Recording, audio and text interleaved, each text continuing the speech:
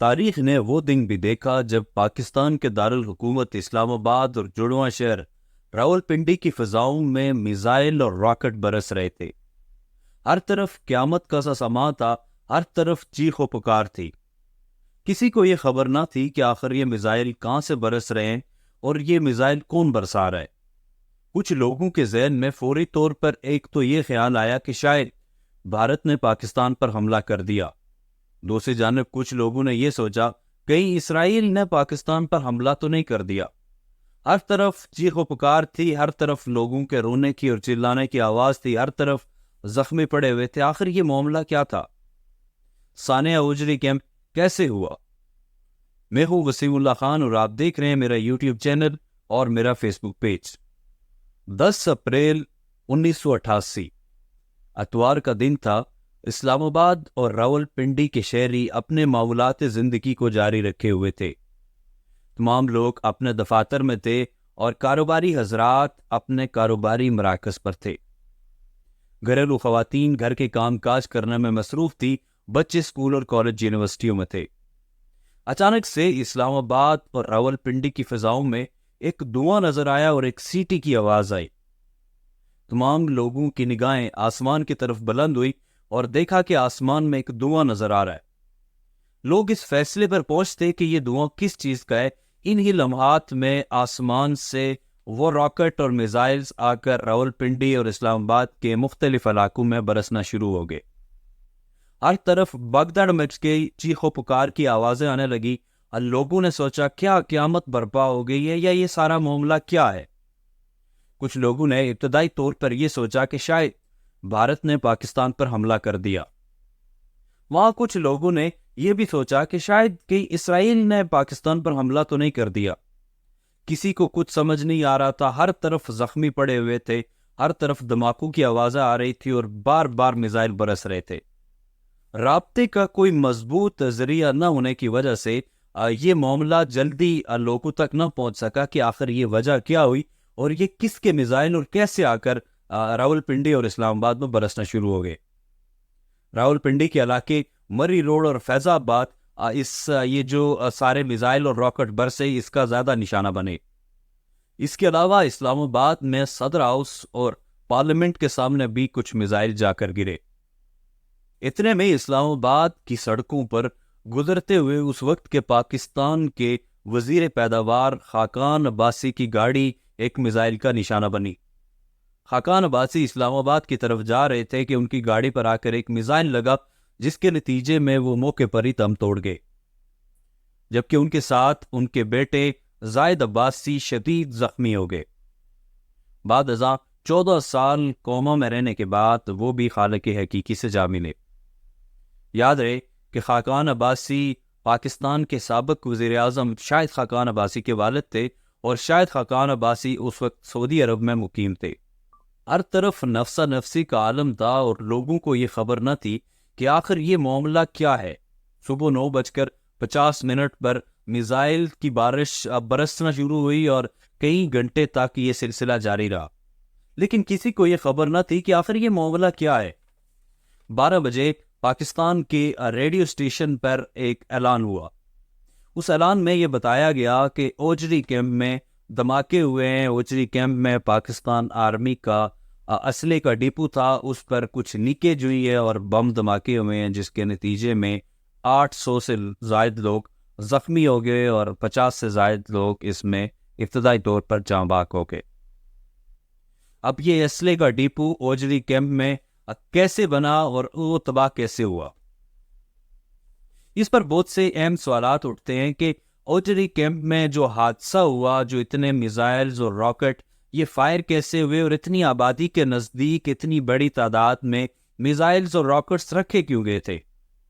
یہ وہ وقت تھا کہ جب افغانستان میں سوویت یونین کے خلاف افغانستان کے باشندے جنگ لڑ رہے تھے اور ابتدائی طور پر یہ معلومات سامنے آئی کہ یہ اسلحے کا ڈپو تھا اور اس میں گنجائش سے زیادہ اسلحہ رکھا گیا تھا، جس کی وجہ سے یہ دھماکے ہوئے۔ اس وقت کے وزیر اعظم محمد خان جنیجو سندھ کے دورے پر تھے، جبکہ اس وقت کے صدر جنرل ضیاء الحق کویت کے دورے پر تھے۔ محمد خان جنیجو شام کو اپنا دورہ مختصر کر کے لاہور پہنچے اور انہوں نے سب سے پہلے اس معاملے کی تحقیقات کا آغاز کیا۔ ادھر جنرل ضیاء الحق نے بھی ایک پیغام بھیجا اور انہوں نے قوم سے اور جتنے بھی لوگ اس حادثے میں زخمی ہوئے یا جاں بحق ہوئے ان سے تعزیت کی، اور دوسرے روز وہ بھی پاکستان میں پہنچ گئے اور اسلام آباد اور اس کے نزدیک جتنے بھی رہائشی علاقے تھے جہاں پر اس میزائل کے برسنے کی وجہ سے جو لوگ زخمی ہوئے تھے ان کے گھروں میں گئے اور ان سے تعزیت کی اور اس معاملے کی تحقیقات کا آغاز کر دیا۔ اور ان کی جانب سے یہ کہا گیا کہ میں ایک ایسا شخص نہیں ہوں کہ کسی بھی معاملے پر پردہ ڈالوں، جو بھی اس میں ملوث ہوگا، جس کی بھی غلطی ہوگی اس کو سزا دی جائے گی۔ اہم سوال یہ ہے کہ اوجری کیمپ میں دھماکہ ہوا کیسے؟ اس حوالے سے مختلف لوگوں کی مختلف رائے ہے۔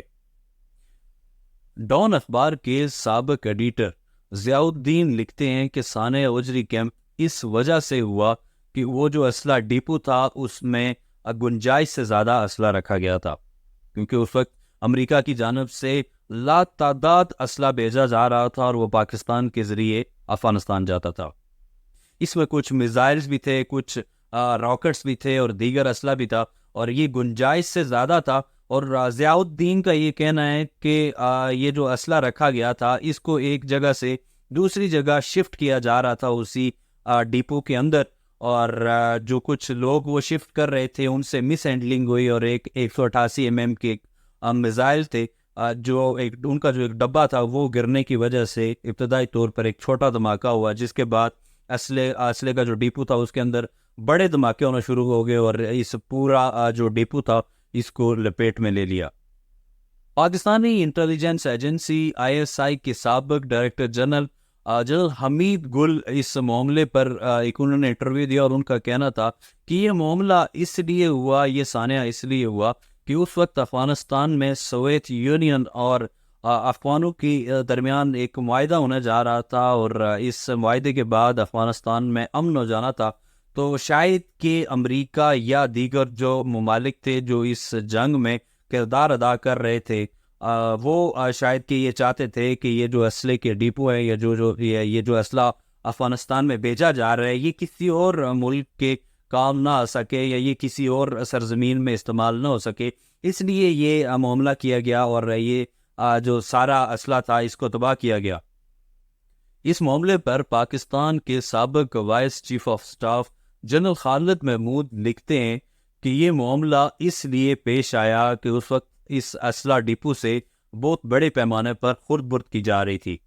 جنرل خالد محمود نے اپنی کتاب ورکنگ وتھ ضیاء میں یہ معاملہ سارا لکھا ہے، اور انہوں نے یہ سانحہ اوجری کیمپ کا واقعہ بھی لکھا ہے، اور ان کا یہ کہنا تھا اس کتاب میں انہوں نے یہ لکھا ہے کہ اوجری کیمپ کا واقعہ اس اسلحہ ڈیپو سے بڑے پیمانے پر خرد برد کی وجہ سے کیا گیا، کیونکہ آنے والے دنوں میں شاید امریکہ کے کچھ ذمہ دار آنے والے تھے اور جنہوں نے یہ معائنہ کرنا تھا کہ اسلحہ کتنا افغانستان میں گیا، پاکستان کے پاس کتنا ہے۔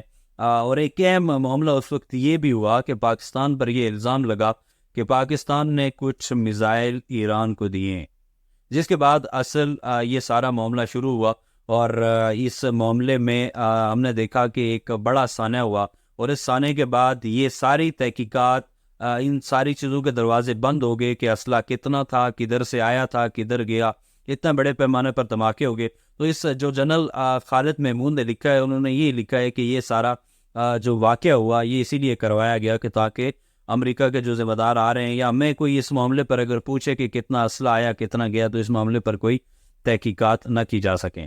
اس معاملے کی تحقیقات کے لیے اس وقت کے صدر جنرل ضیاء الحق نے پاکستان آتے ہی جو تحقیقات کا اعلان کیا تھا، انہوں نے اس وقت کے corps commander Rawalpindi general Imran Ullah کی سربراہی میں ایک کمیشن بنایا، اور اس کمیشن نے اس سارے معاملے کی تحقیقات کرنی تھی اور اس میں جو جتنے بھی ذمہ داران تھے ان کو سامنے لانا تھا اور ان کے خلاف کارروائی کرنی تھی۔ بعد میں جنرل عمران اللہ کی رپورٹ کے بعد محمد خان جنیجو کی جانب سے بھی وزراء پر مشتمل ایک کمیشن بنایا گیا اور ایک کمیٹی بنائی گئی، لیکن یہ دونوں جو کمیٹیاں اور کمیشن بنائے گئے ان کی رپورٹ آج تک سامنے نہ آ سکی کہ یہ واقعہ کیوں ہوا اور اس کے پیچھے کون سے کردار ملوث تھے، اور یہ جو واقعہ تھا اس کا کرنے کا بنیادی مقصد کیا تھا. لیکن ایک اہم معاملہ اس وقت تھا کہ اس وقت سوویت یونین اور افغان کے درمیان ایک معاہدہ ہونے جا رہا تھا، جو اس سے آنے والے